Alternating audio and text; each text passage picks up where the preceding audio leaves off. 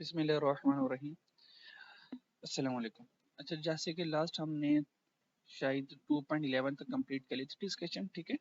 तो now in this video we will discuss MCQs from 2.12 to onward. 2.12 और 2.13, 2.14, ठीक है, और इसके अलावा 15, और ये चारों एक जैसे ही हैं, ठीक है। तो 15 का ऑलरेडी सोल्यूशन आपको यहाँ पे मिल जाएगा।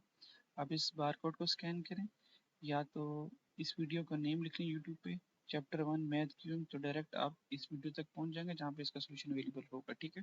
तो 15 का तो आपको ऑलरेडी सोल्यूशन मिल जाएगा, और उसके बाद हमारे पास 14 और 13 वैसे ही सेम है, और 12 में आपको अभी करके दे देता हूँ, ठीक है, ताकि अभी भी सॉल्व हो जाए। क्वेश्चन नंबर 12 देखते हैं।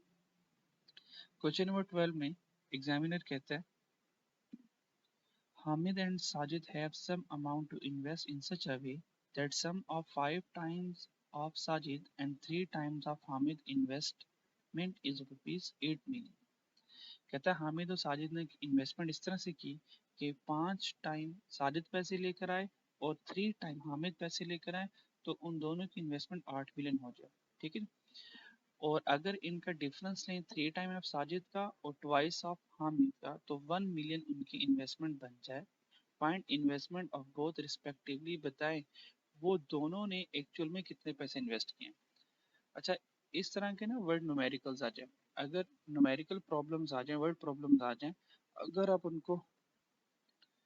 आप उनको कंप्लीट पढ़ेंगे और उसके बाद सॉल्व करेंगे तो पीछे जो पढ़ा होगा वो भूल जाएगा। वर्ड प्रॉब्लम्स को सॉल्व करने का ट्रिक ये है कि साथ साथ पढ़ते रहें, जो इंग्लिश लिखी हुई है उस इंग्लिश को मैथ की लैंग्वेज में कन्वर्ट करते रहें। एट द एंड आप देखिएगा कि आपको कुछ भी नहीं करना पड़ेगा और क्वेश्चन आपका सॉल्व हो चुका होगा, ठीक है। जैसे कि आपको मैं करके दिखाता हूँ। हामिद एंड साजिद, दो दोस्त हैं हामिद एंड साजिद, उन्होंने कुछ अमाउंट इन्वेस्ट की। हैव सम अमाउंट इन्वेस्ट, कुछ अमाउंट इन्वेस्ट की, कितने की वो हमें फिलहाल नहीं पता। इन सच अ वे 5 टाइम ऑफ साजिद, साजिद की इन्वेस्टमेंट कितनी है, 5 टाइम है, तो हम यहाँ पे लिख लेते हैं 5s, यानी कि 5 टाइम साजिद की इन्वेस्टमेंट है। एंड 3 टाइम्स, आपको पता है टाइम्स का मतलब मल्टीप्लिकेशन होता है, 3 टाइम्स ऑफ हामिद, टाइम्स का मतलब क्या होता है, हामिद, तो हामिद की कितनी इन्वेस्टमेंट है, 3 गुना, ठीक है। और यहाँ पे क्या कह रहा है, सम, सम का मतलब क्या होता है, प्लस, कह रहा है साजिद की इन्वेस्टमेंट को और हामिद की इन्वेस्टमेंट को जमा कर दो। तो ये सबसे पहले हमने साजिद की इन्वेस्टमेंट लिख दी, उसने कहा सम, तो मैंने कर दिया सम। फिर उसने कहा 3 टाइम ऑफ हामिद, तो मैंने लिख दिया 3 टाइम ऑफ हामिद, ठीक है जी। इन्वेस्टमेंट इज, इंग्लिश में इज का मतलब ये होता है, मैथ में इज का मतलब था इक्वल टू, तो इसकी जगह क्या आ गया, इक्वल टू। आगे क्या लिखना, 8 मिलियन, तो हमने यहाँ पे लिख लिया 8 मिलियन, ठीक है। तो देखिए हमारे मिनटों में एक इक्वेशन बन गई, 5s plus 3h is equal to 8। फिर क्या कह रहा है, एंड डिफरेंस बिटवीन, डिफरेंस का मतलब क्या होता है, minus, and difference between 3 time of Sajid, Sajid का 3 गुना, तो यहाँ पे क्या आ गया 3s, and twice of Hamid, फिर ट्वाइस ऑफ हामिद यानी कि 2h हो गया। करना क्या था, डिफरेंस, डिफरेंस का मतलब माइनस होता है, मैंने माइनस कर दिया। वो डिफरेंस किसके इक्वल है, and twice of Hamid is equal, इसका मतलब क्या था, इक्वल, इक्वल टू किसके, 1 मिलियन, यहाँ पर क्या आ जाएगा, 1 आ जाएगा, ठीक है। तो देखिए हमने मिनटों में अपनी इक्वेशन बना ली, ये हमारी क्या बन गई, साइमल्टेनियस इक्वेशन। अब साइमल्टेनियस इक्वेशन में क्या करेंगे, कुछ भी नहीं करना, कैलकुलेटर, कैलकुलेटर भाई से पूछेंगे कि भाई इसका आंसर क्या आएगा, डायरेक्ट हमारा आंसर आ जाएगा। देखते हैं आंसर क्या आता है। चलें ये कैलकुलेटर पे चलते हैं। कैलकुलेटर में अपने मॉड प्रेस किया, 5 में इक्वेशन प्रेस किया, क्योंकि साइमल्टेनियस इक्वेशन है तो साइमल्टेनियस इक्वेशन 1 से आती है, तो हमने ये 1 प्रेस कर दिया, ठीक है। तो सबसे पहले हमारे पास 5 है, तो हमने 5 पुट कर दिया, ठीक है, 5 पुट कर दिया। उसके बाद हमारे पास इक्वल प्रेस करेंगे तो आगे मूव कर देंगे। फिर 3 है, +3, तो +3 पुट किया हमने, और जैसे हमने +3 पुट किया फिर इक्वल प्रेस करेंगे तो आगे चले जाएंगे, ठीक है जी। उसके बाद 8 है, ठीक है, तो हमने क्या पुट करना है, 8 पुट करना है, तो हमने क्या किया, 8 पुट कर दिया, फिर इक्वल प्रेस किया, हम नेक्स्ट स्लॉट में आ गए। फिर 3s है हमारे पास, ठीक है, 3s है हमारे पास, तो 3s को हमने करना सॉल्व, तो 3 इक्वल प्रेस किया। अच्छा नेक्स्ट हमारे पास क्या है, नेक्स्ट हमारे पास -2h है, तो हमने क्या करना है, -2 पुट करना है, तो -2 इक्वल प्रेस करेंगे, फिर हमारे के पास क्या, इक्वल टू 1 है, तो यहाँ पे हमने क्या 1, 1 पुट हो गया। अब जैसे इक्वल करेंगे हमारे आंसर आ जाएंगे, ठीक है जी। तो देखिए x, तो मान लें x साजिद है, तो साजिद का आंसर क्या आ गया, साजिद का आंसर क्या आ गया, 1 आ गया। और उसके बाद देखते हैं हामिद का आंसर भी क्या आ रहा है, तो हामिद का आंसर क्या है, वो भी 1 आ रहा है, यानी कि x भी 1 आ गया, y भी 1 आ गया।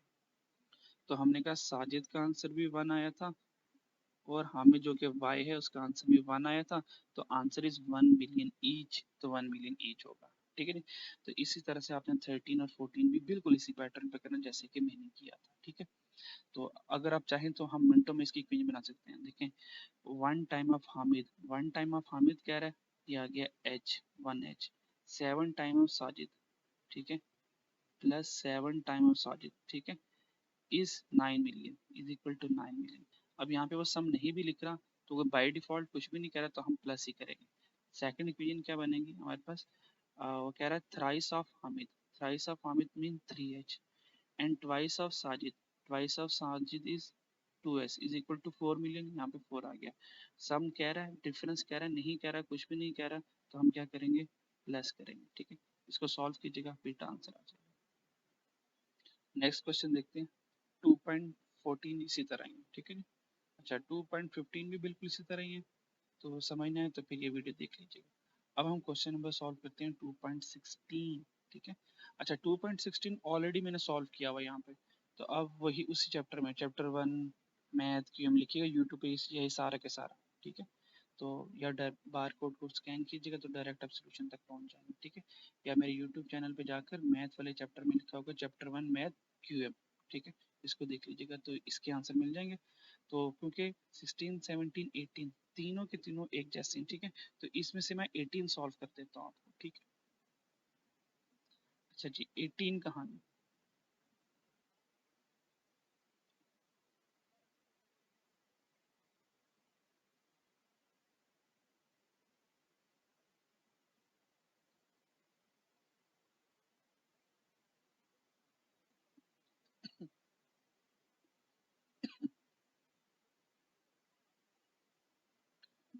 क्वेश्चन नंबर 18 में वो कह रहा है 7 years ago the age of father was thrice of his son, after 7 years the age of father will be twice that of his son, the present age of father and son।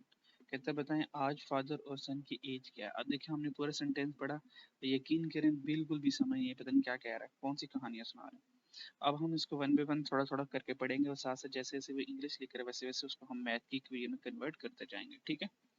इसका मतलब last line जब हमने पढ़ी तो कह रहा है कि प्रेजेंट एज यानी कि मौजूदा एज फादर और सन की क्या है। इसका मतलब दो पर्सन है हमारे पास, एक सन आ गया और एक फादर आ गया। तो हमने कहा फॉर एग्जांपल सन की जो एज है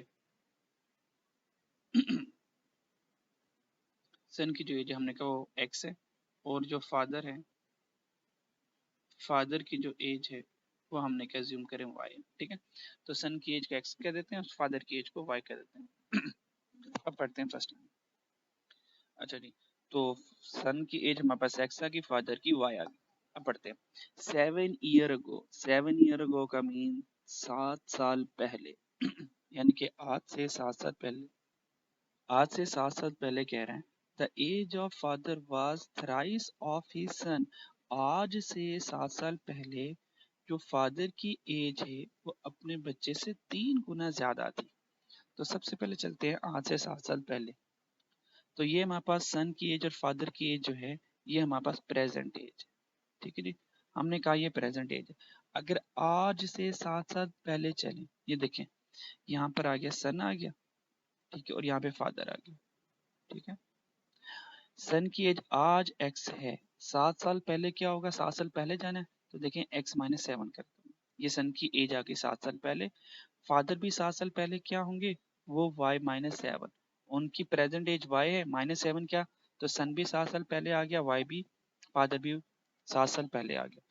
फिर उसने कहा father age was thrice of his son, 7 साल पहले जो फादर की एज थी वो अपने बेटे से 3 गुना ज्यादा थी। Thrice mean 3 times. इसका मतलब अगर मुझे इक्वल करना है तो देखें वो कह रहा है जो फादर है वो सन से 3 गुना ज्यादा है, 3 टाइम ज्यादा है। तो इस y-7 के साथ 3 टाइम लगा हुआ है। तो अगर मैं इक्वेशन को बैलेंस करना चाहता हूँ तो 3 अगर यहाँ पे और लगा दिया तो ये 3 3 27 हो जाएगा। ठीक है, तो 27 गुना फादर की एज ज्यादा हो जाएगी सन से, तो इक्वल करने के लिए मुझे 3 को सन के साथ लगाना पड़ेगा। तो आप देखें y minus 7 already father 3 time ज्यादा था, तो सन के साथ 3 लगाने से क्या हुआ, ये दोनों इक्वेशन बैलेंस हो गए। जैसे दोनों इक्वेशन बैलेंस हो जाएंगी हम क्या करेंगे, इसको सॉल्व कर लेंगे। तो 3x minus 21 is equal to y minus 7। ठीक है, अब हम क्या करेंगे, इसको सॉल्व कर लेंगे।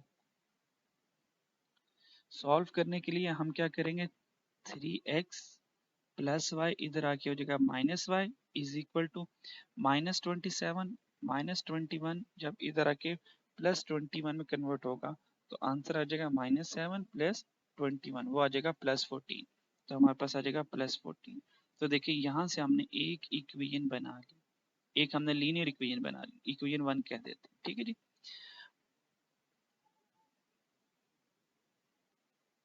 अब इसी तरीके से इक्वेशन 2 बना लेते हैं। फिर वो क्या कहानी का सुना रहा है, आफ्टर 7 ईयर, अब कह रहा है 7 साल बाद। आफ्टर का मतलब होगा प्लस, अब प्लस करेंगे, 7 साल बाद की बात कर रहा है। The age of father will be twice, अब 7 साल बाद देखा जो फादर की एज है वो सन की एज से ट्वाइस है। ठीक है, तो हमने कहा कोई मसला नहीं है। तो सन हमारे पास था एक्स और फादर हमारे पास था वाई। उसने कहा 7 साल बाद, तो देखिए +7 करूंगा तो सन भी 7 साल बाद चलेगा, y +7 किया तो फादर भी 7 साल बाद चलेगा। ठीक है, फिर उसने कहा 7 साल बाद जो फादर की एज है वो 2 गुना है, ट्वाइस है अपने बेटे से, यानी कि ये जो y+7 है ये 2 गुना है, 2 टाइम है सन की एज से। तो अगर मैं इक्वल करना चाहता हूँ तो देखें ये तो ऑलरेडी 2 टाइम है ना, तो मुझे 2 इसको देना पड़ेगा ताकि ये इक्वल हो जाए। ठीक है, यहाँ से 2 हम रेज कर देंगे, 2 लिखा नहीं, समझाने की सिर्फ लिखा हुआ था। ठीक है, तो देखें दोबारा की इक्वेशन बन गई, 2x plus 14 is equal to y plus 7। तो 2x प्लस वाई इधर आके हो जाएगा माइनस वाई प्लस 7, और यहाँ पे +14 इधर आके -14 हो जाएगा, तो +7 -14 आंसर इज -7। ठीक है, तो देखिए ये हमारे पास एक दूसरी इक्वेशन आ गई, सेकंड इक्वेशन आ गई। ठीक है, तो अब करना क्या, कुछ भी नहीं करना, इक्वेशन 1 और इक्वेशन 2 दोनों को साइमल्टेनियसली सॉल्व करेंगे, आंसर आ जाएगा। अच्छा जी, इक्वेशन 1 है 3x माइनस वाई 14, तो 3x minus y is equal to 14, और सेकंड है हमारे पास 2x minus y, 2x minus y is equal to -7। ठीक है जी, अच्छा आपको इतने प्रोटोकॉल की जरूरत कोई नहीं है, आप डायरेक्ट इक्वेशन 1 को इक्वेशन 2 को डायरेक्ट यहाँ से जब लिख लिया तो डायरेक्ट, ठीक है, इसको कैलकुलेटर में पुट करें। ठीक है, तो देखते हैं कैलकुलेटर से इसका आंसर क्या आता है। साइमल्टेनियस इक्वेशन है हमारे पास, चलिए साइमल्टेनियस इक्वेशन, तो सबसे पहले 3 पुट करेंगे, तो हमने 3 पुट किया, इक्वल प्रेस कर लिया, देन -1 है। ठीक है, तो देखिए हमारे पास y में -1 है, तो -1 पुट करेंगे, तो -1। ठीक है, इक्वल प्रेस कर लिया हमने, फिर उसके बाद इक्वल के बाद 14 है, तो इक्वल के बाद हम 14 पुट करेंगे, तो 14 पुट कर लिया हमने। नेक्स्ट हमारे पास आ गया 2x से 2 आ गया, तो हमने 2 पुट किया, फिर इक्वल प्रेस करेंगे, और उसके बाद -1 है, तो यहाँ पे पुट कर देंगे -1, फिर इक्वल प्रेस करेंगे और हमारे पास -7 आ जाएगा। ठीक है, तो -7, तो जैसे इक्वल प्रेस करेंगे हमारा आंसर आ जाएगा। पहला answer x is equal to 21, तो x कौन था हमारे पास, सन था ना, तो इसका मतलब सन की एज क्या 21, देखिए यहाँ पे लिखा हुआ 21, और y की एज क्या, इक्वल प्रेस करेंगे दोबारा हम, तो देखें y 49 आ गई। इसका मतलब सन की जो एज है x इज इक्वल टू 21 जो कि सन था, तो सन की एज कितनी है 21, और फादर की एज क्या 49। ठीक है, तो यहाँ से हमारे पास इस तरह से आंसर आ जाएगा। अच्छा, इसका मैं ना आपको एक शॉर्टकट भी सिखा देता हूँ। असल में तरीका तो यही है कि इक्वेशन 1 बनाए, इक्वेशन 2 बनाए, साइमल्टेनियस सॉल्व करें। इसका एक और ट्रिक सिखाता हूँ आपको। यहाँ पे इक्वेशन 1 तक जब पहुंच जाएंगे ना, बस यहीं पे रुक जाइएगा। थोड़ा सा लेंथी है पर मर्जी है आपकी। ठीक है, मैं सिखा देता हूँ, जिसने आप करना कर ले, नहीं तो बेहतरीन तरीका ये है, साइमल्टेनियसली डायरेक्ट आप आंसर तक पहुंच जाएंगे। ठीक है जी, अच्छा जी वो ये है, जब आप इक्वेशन 1 बना लेते हैं ना, बस यहीं पे रुक जाएं। उसके बाद ना ए, अल्फा, बीटा, चार्ली, डेल्टा, इनको टेस्ट कर लो, इनमें से कौन सा आपको बेहतर लगता है। फॉर एग्जाम्पल अगर मुझे इसको चेक करना है, तो ऑब्वियस बात है 21x होगा और 49y होगा। यहाँ पे x में पुट करें 21, तो x में हमने पुट किया 21, ठीक है, और माइनस y में पुट किया 49, तो 3 मल्टीप्लाई बाय 21 इंटू 49, तो आंसर आ गया 14 इक्वल टू 14। तो देखें इक्वेशन बैलेंस हो गई, इसका मतलब यही आंसर हमारा करेक्ट है। तो अब डायरेक्ट इक्वेशन 2 फाइंड ना करें, इसी की बेस के ऊपर जो से कोऑर्डिनेट्स एक्स वाई इस इक्वेशन को सेटिस्फाई करेंगे, इसका मतलब वही आंसर होगा। मिसाल के तौर पर अब x की जगह जब मैं 17 पुट करूंगा, y की जगह y की जगह 45 पुट करूंगा, तो देखिए 14 नहीं आएगा, इसका मतलब ये आंसर नहीं है। फिर x में 30 पुट करूंगा, y में 78 पुट करूंगा, दोबारा 14 आंसर नहीं आएगा। इसमें x में 25, y में 16, 14 आंसर नहीं आएगा। इसका मतलब 1 2 3 तीनों ने इस इक्वेशन को सेटिस्फाई नहीं किया सवाई इसके, इसका मतलब 4 ही आंसर होगा। तो हमें इक्वेशन 2 को सॉल्व करने की फिर जरूरत नहीं पड़ेगी। ठीक है जी।